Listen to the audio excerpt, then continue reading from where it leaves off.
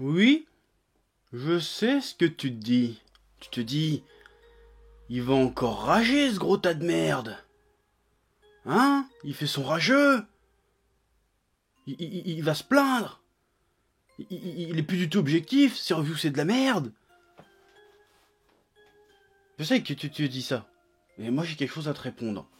Et ça c'est un truc que je dis très souvent dans mes vidéos, mais ça a pas l'air de rentrer dans le cerveau de certains uluberlus qui nous regardent. Je n'ai... Parce que j'ai eu plein de remarques comme ça depuis la dernière review, et même j'ai un peu de temps sur Twitter pour faire rager les gens un petit peu. D'ailleurs c'est très facile de faire rager les gens sur Twitter. Tu mets juste une petite réserve sur un épisode que tout le monde a apprécié, et les gens sont « Oh, le salaud, le félon !» Bref, dis donc t'es plus objectif, t'es trop nostalgique, Bon, je vais te clarifier un truc. Si un jour, quelqu'un qui te parle d'art, parce que c'est triste à dire, Dragon Ball Super c'est de l'art, qui te parle de manga, d'animé, de films, de poésie, de romans, de littérature, je sais pas, peu importe. Et peu importe qui c'est, que ce soit le roi du Gabon, la reine d'Angleterre, Vercingétorix, un mec qui a 28 Oscars ou qui a écrit la Bible, on s'en fout, tu vois.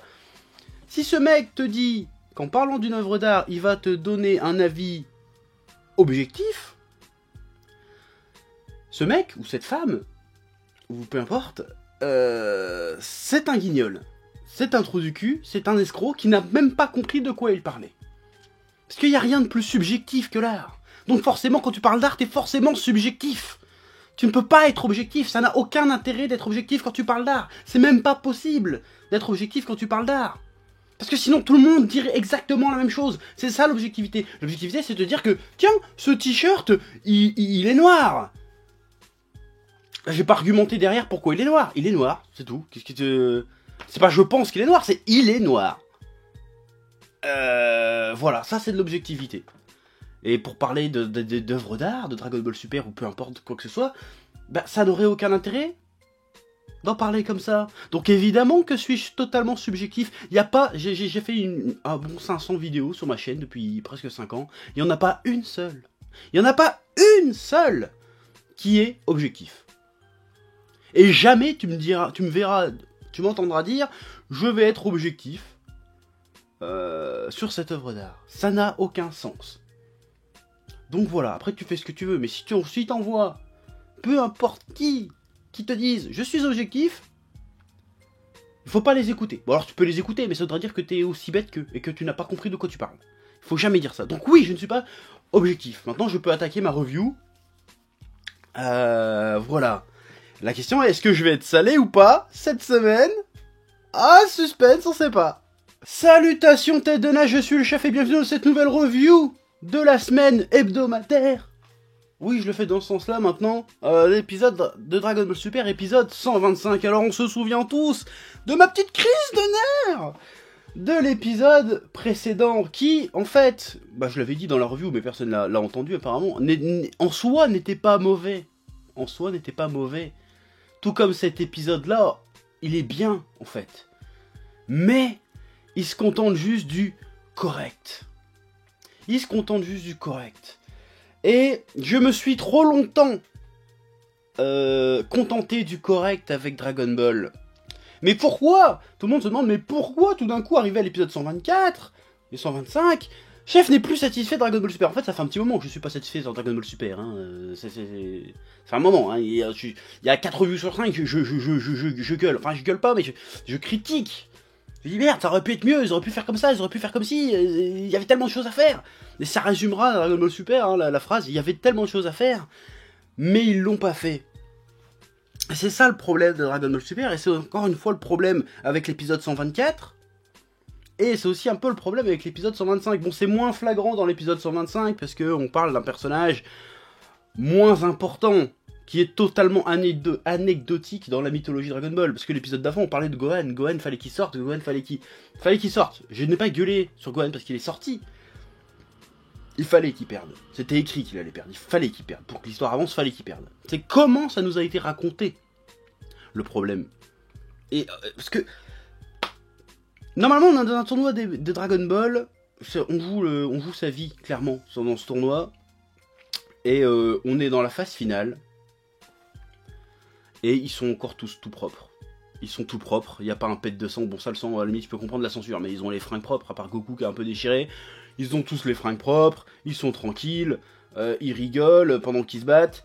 Bon, c'est pas normal. C'est pas normal. On devrait ressentir la tension, on devrait ressentir le danger immédiat. On l'a un peu eu dans cet épisode, c'est vrai, je vais y revenir, mais quand même. Et l'autre point sur lequel que je deviens de moins en moins patient avec Dragon Ball Super, c'est qu'on est, comme je disais, on est à l'épisode 125 et il va y avoir 131 épisodes. Donc quand j'étais à l'épisode 90, je pouvais me permettre d'être optimiste, de me dire « Eh mais ils vont peut-être faire des trucs cool, ça va être bien, peut-être que cet arc il va décoller à un moment donné, peut-être qu'ils vont finir par raconter quelque chose. » Là, il reste 6 ou 7 épisodes. Non, il reste 6 épisodes. Et en 6 épisodes, c'est mort. Il reste que 6 épisodes, à un moment donné, t'es obligé de faire le constat. C'est mort, ils raconteront rien de plus en 6 épisodes. C'est mathématique. Cet arc, tu comptes les passages où Goku il fait son recrutement, on en est déjà presque à 30-40 épisodes faciles de cet arc. Et bah ils ont rien raconté, à part quelques 2-3 épisodes sur Muten Roshi et 2-3 trucs qui étaient vraiment cool, ça a rien raconté du tout. Il y avait des boulevards à prendre, il y avait des trucs à raconter, il y avait des personnages à nous faire découvrir, il y avait des trucs à faire. Ils l'ont pas fait. Pourquoi, dans les 6 épisodes qui restent, ils se casseraient le cul à faire quelque chose? Comment tu peux rattraper 40 épisodes?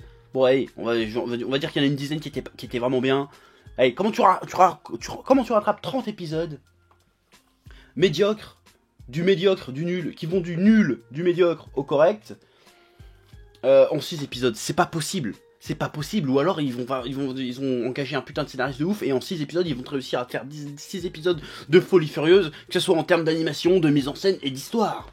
Parce que dans cet épisode, je suis désolé, c'est un peu le problème, et ça va être un peu le sujet aussi de cette review, que dans cet épisode, on a un petit peu de mise en scène, un petit peu d'animation, mais en termes d'histoire, je suis désolé de vous le dire, bah il y a un début de quelque chose. Encore une fois, quand tu vois Toppo qui arrive, il fait « Bon, j'abandonne la justice et la vérité, maintenant je laisse place à la destruction aveugle, je deviens un dieu de la destruction, tout ce qui compte c'est la victoire, le résultat, peu importe la méthode. » C'est intéressant, de base, l'idée est bonne, l'idée est très très bonne.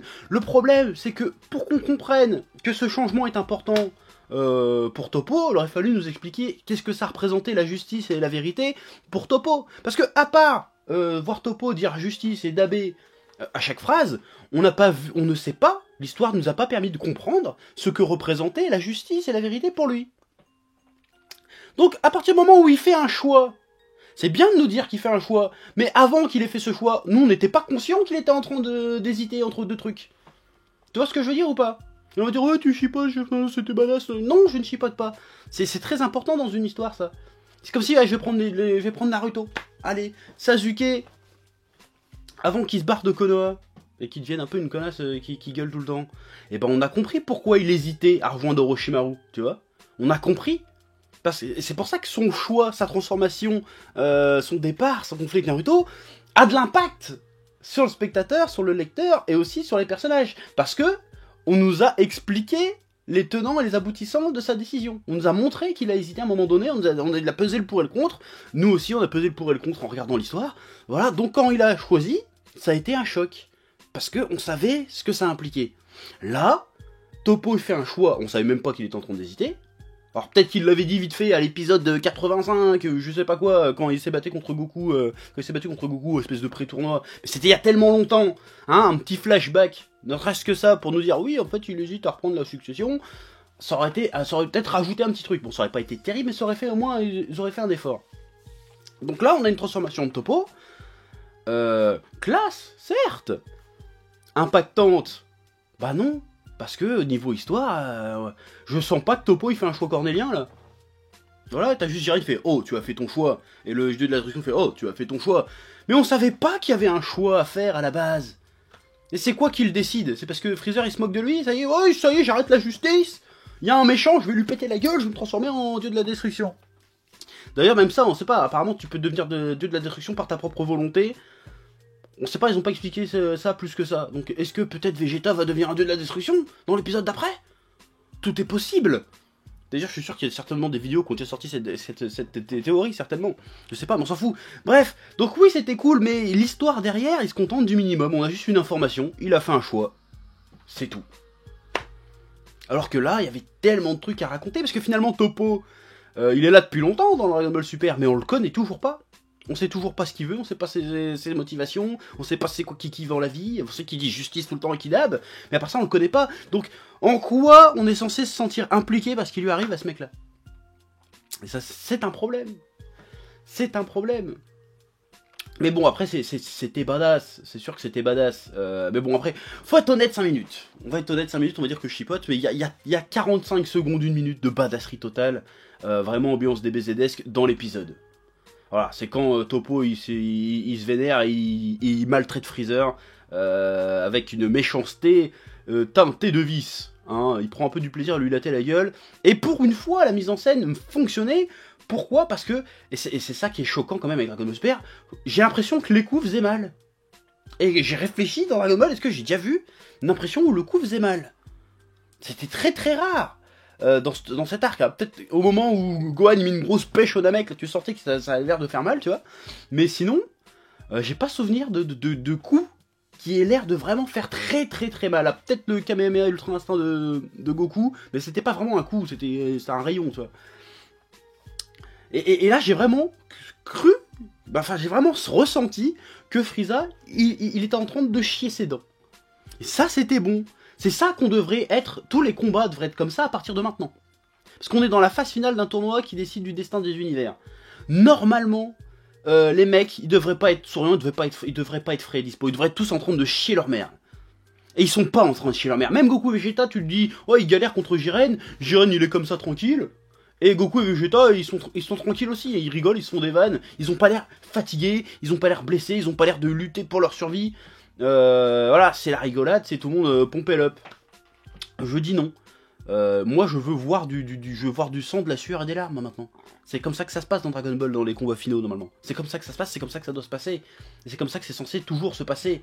Même dans les tournois Tonkaichi Budokai, ils chiaient leurs dents. Bon, c'était moins violent, c'était moins épique dans un sens que dans Dragon Ball Z, ou dans le manga Dragon Ball plus tard. Mais quand même, il y avait de la souffrance, il y avait de l'effort, ils méritaient leur victoire. Ils se donnaient à fond, j'ai pas l'impression qu'ils se donnent à fond. C'est dommage. Bon, après, on va parler de C17, il faut que je parle de C17, parce que C17, et je pense que l'épisode prochain, vous allez me rejoindre. Si le truc va dans le sens que je pense que ça va. C17 et C18 d'ailleurs, ce sont pour moi les personnages qui ont eu le plus de développement durant cet arc. On a vu une relation évoluer entre les deux. Au début, ils se parlaient à peine, et puis finalement, ils arrivent à coopérer, à se battre ensemble, à discuter, à se connaître un peu mieux, à se retrouver finalement. Et C18, elle est même allée jusqu'à se sacrifier pour sauver C17. Donc là, ça a raconté quelque chose, au fil des épisodes, ça a raconté quelque chose. Là, C17 est toujours là, c'est un des personnages, c'est peut-être le seul personnage qu'on a vraiment découvert avec ce tournoi, redécouvert, et je pense que même lui, malgré tout ce qu'on l'a mis en avant, à quel point il est devenu attachant, cool, badass, tout ce que tu veux, je suis sûr, et je reste persuadé, que C17 va avoir une sortie totalement anecdotique. Totalement anecdotique. Alors il y en a qui disaient oui t'exagères pour Gohan parce que Gohan ça faisait longtemps qu'il était en dehors de la touche, rien. Certes mais Gohan ils l'ont fait revenir. Il fallait qu'il revienne. C'est l'histoire commandée que Gohan revienne. Ils l'ont fait revenir donc il a eu ses petits moments dans le tournoi, il a fait une bonne prestation dans le tournoi, attention j'ai jamais renié ça. Mais il fallait que sa défaite soit marquante. Parce que si la sortie du personnage est importante, ça signifie... C'est le témoin de l'importance que le personnage a eu dans l'histoire. C'est pour ça que les morts dans Dragon Ball en général, dans le manga, sont grandioses. Parce qu'on perd un personnage important qui a fait beaucoup de choses avec lequel on a grandi, on a vécu plein d'aventures. Donc Gohan qui sort en mode Osef, ça veut dire que le personnage était Osef. Alors que juste avant, il nous montrait qu'il était important et il sort de manière Osef. Piccolo il sort de manière Osef. C'est pas normal. Et C17, qui a été peut-être plus important que Gohan dans cet arc, je reste persuadé qu'il va sortir comme une merde. Et là, ça va se mettre à gueuler. Oh, c'est quoi cette sortie de merde? Voilà, ça voudra dire que c'est vraiment mal branlé. J'espère que je me trompe. Peut-être que ça me donnera une petite lueur d'espoir. Peut-être qu'ils ont compris, peut-être qu'ils vont pas faire de la merde sur les 6 derniers épisodes. Mais, quand même, ça pue cette histoire. Bon, après, il y en a qui gueulent aussi sur Freezer. Frieza, mais moi je dis Freezer, j'ai toujours dit Freezer, je dis Freezer. Freezer se prend une branlée, c'est pas grave. C'est pas grave, je pense qu'il va revenir. En tout cas, j'espère. Parce que ils nous ont teasé aussi pareil depuis le début du tournoi, même avant, avec Freezer qui avait un plan, qui va faire quelque chose, qui va être sournois, qui va être ambigu dans ce tournoi. Il y a eu 2 épisodes où il a fait juste des petites vannes bizarres, genre je vais faire semblant de taper Gohan et après je vais trahir, et puis là je vais essayer de négocier ma survie avec Dispo. Il a pas fait grand chose, et là il se fait défoncer. Est-ce que ça veut dire qu'il va revenir derrière pour faire quelque chose? J'espère, et il y a plutôt intérêt qu'il revienne derrière pour faire quelque chose, et que ce quelque chose sera inattendu, et aura un impact dans l'histoire. Bon, après il y a un autre truc, et c'est là que j'ai un peu trigger plein de fanboys sur Twitter, enfin fanboys ou de fans en général, c'est que j'ai dit, il y a eu pas mal de clins d'œil dans cet épisode. Il y a eu des clins d'œil graphiques et de mise en scène aussi. Premier clin d'œil, c'est quand Freezer revient du Hakai, c'est le même plan, et limite la même réplique que quand il revient du Genkidama sur Namek. Après il y a le petit combat de boules qui fait un peu penser à une espèce de Bardock inversé, mais bon ça c'est moi qui vois ça, après peut-être que je délire. Et pour moi il y avait aussi le gros coup de poing que Goku met dans le bide à Freezer qui le fait vomir. Bah tiens tu le revois avec Topo, le plan un peu brolesque. Ça m'a un peu agacé, c'est ça que j'avais dit sur Twitter. Et je me fais ouais t'exagères, putain c'était cool.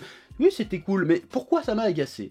Parce que faut se poser la question quand je dis un truc, c'est pourquoi il dit ça? Au lieu de te mettre à piacouiner comme un porc. Imbécile. Pourquoi j'ai dit ça? Et ben la raison est simple. Enfin simple mais complexe. Donc concentre-toi sur ce que je vais dire. Quand tu fais un clin d'œil, un hommage, ben justement c'est pour faire un hommage. C'est dans le nom du truc, hommage. L'hommage, c'est une marque de respect, d'admiration, d'amour et d'inspiration à une œuvre précédente. C'est ça un hommage. Donc quand tu fais un hommage, ça veut dire qu'en fait, les mecs qui font Dragon Ball Super savent de quoi ils parlent quand ils font des hommages, si tu veux. Ils savent que Dragon Ball, c'était ça aussi. Ils savent comment faire plaisir aux fans, comment parler, comment utiliser Dragon Ball, si tu veux. Mais dans le même temps, avec Dragon Ball Super, ils ont passé leur temps à chier sur la mythologie de Dragon Ball. Que ce soit en termes de mise en scène, de pouvoir, de logique, de tout ce que tu veux. Donc, d'un côté, tu nous balances du caca, et de l'autre côté, tu nous fais quand même plaisir, hein. Tu nous titilles un peu l'anus, comme ça, oh, ça te fait du bien, avec des petits hommages par-ci par-là. Je trouve ça déplacé, je trouve ça un peu du foutage de gueule. C'est pour ça que ça m'agace, parce que d'un côté, tu vois qu'ils savent. Ils savent Dragon Ball, ils connaissent Dragon Ball, ils ont fait Dragon Ball, ils savent ce qui est cool dans Dragon Ball, mais à côté, ils font pas ce qui est cool dans Dragon Ball. Tu vois? C'est comme si c'était une excuse. Parce qu'il y a le bon hommage et le mauvais hommage. Et par là, c'est du mauvais hommage. Le bon hommage, normalement, c'est quand l'œuvre tout entière est une aspiration, glorifie un peu le passé, si tu veux. Là, ça glorifie pas le passé, ça lui chie dessus, et ça te montre juste un petit coucou. Eh, regarde, on a fait comme sur un mec, lol. Bah, en fait, je comprends pas que beaucoup de gens ne comprennent pas ça. Parce que je me souviens, à l'époque de l'épisode d'El Famoso Brolette, tout le monde avait gueulé en disant oh, c'est quoi ce clin d'œil de merde, ça on compte détruire Broly, nanana. Bah là, pour moi, c'est exactement pareil. C'est peut-être moins flagrant, c'est peut-être moins gênant, mais moi, dans mon esprit, c'est pareil. C'est pareil. C'est-à-dire que tu fais le truc pour faire plaisir, mais tu fais quand même de la merde avec. Est-ce que maintenant, ceux qui n'ont pas compris, est-ce que vous comprenez un peu mieux ce que moi je ressens quand je vois des clins d'œil arriver là, dans Dragon Ball Super? Avant, je trouvais ça cool, parce que avant j'avais de l'espoir pour Dragon Ball Super. Parce qu'il restait plein d'épisodes. Là, je sais qu'il en reste que 6. C'est foutu, c'est foutu. J'espère me tromper de tout cœur. Putain, j'espère que les 6 épisodes qui restent, je vais en prendre plein la tronche. Mais en vrai, y a un truc qui est mort, les mecs. Y a un truc qui est mort. C'est foutu. C'est tellement foutu. Et je le sens arriver à 3 km. Ils vont nous sortir le Végéto Ultra Instinct. Enfin, peut-être pas Ultra Instinct, mais ils vont nous sortir un Végéto ou une fusion, une connerie comme ça.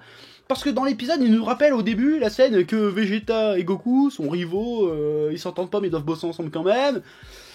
Ça sent la fusion en 3 km, sans parler des synopsis qui ont plus ou moins fuité et qui sont pas officiels encore, mais bon. C'est chaud. Et là encore, je sais qu'il y en a plein qui vont pas comprendre pourquoi je gueule si Végéto revient. Mais ça, je vais te le garder, au chaud. Franchement, avec toutes les reviews que j'ai fait, si tu les as toutes regardées, si tu as regardé tout le reste de mes vidéos, même les Dragon Ball J, et si tu comprends pas pourquoi je vais gueuler si Végéto revient, en quoi ça sera une preuve de non-imagination, que ça sera totalement anti-Dragon Ballesque, eh ben, je peux rien faire pour toi. Donc je te l'expliquerai en temps voulu si ça arrive. J'espère que non, j'espère me tromper, j'espère vraiment que les 6 épisodes qui restent, je vais kiffer ma race. Mais en vrai, j'y crois plus. Et je n'y crois plus. Bref, bon, j'ai pas parlé de Topo qui détruit le stade et tout Quanti, on s'en fout. Voilà. C'est à peu près tout ce que j'avais à dire sur cet épisode. Je trouve que j'ai été assez long comme ça, parce que je vois le timer là sur le truc. J'ai été assez long en une seule prise. Voilà. Maintenant, si tu veux gueuler, rager, bah tu rages. Moi j'ai pas ragé, j'ai expliqué calmement ce que je pensais de l'épisode et pourquoi. Bah il était bien, mais ça va pas assez loin, comme je te l'expliquais longuement dans cette vidéo. Voilà, maintenant je te laisse m'insulter dans les commentaires si tu veux. Hein. C'est parce que je pense que tu as déjà prévu de m'insulter avant même de voir la vidéo. Je pense que je vais mettre un titre un peu provoque exprès pour faire chier et pour faire des vues, parce que tant qu'à faire, hein, voilà. Voilà, c'est tout ce que j'ai à dire. Tu laisses les commentaires, tu t'abonnes, tu partages, tu fais ce que tu veux, et moi je te dis à bientôt. Oui, j'en profite pour la petite annonce. Ce week-end qui arrive, nous serons à Paris Manga Sci-Fi Show en dédicace. Je sais plus c'est quoi les horaires de dédicace, je vous invite à aller voir sur le site de Paris Manga pour voir les horaires de dédicace. Évidemment, comme d'habitude, vous pourrez vous dégoter Dirty Cosmos, version collector, numéro 1. Il n'y aura que le numéro 1 de dispo. Sur mon stand à moi, parce qu'après il y a Gigito qui sera peut-être là aussi, je sais pas, mais j'aurai que le numéro 1, j'ai oublié de commander le numéro 2, donc il y aura que le numéro 1, il y aura des posters spatulesques, que vous pouvez voir là, voilà, donc venez nous voir, ça sera sympa, c'est tout ce que j'ai à dire, je vous souhaite une bonne journée, une bonne semaine, et à bientôt pour de nouvelles aventures. Ouais. Eh oh, tu vas pas te barrer comme ça, hein? Tu vas laisser un pouce bleu? Un petit pouce bleu, hein? Puis tu regardes aussi les autres vidéos. Parce que voilà, tu t'abonnes. Ouais.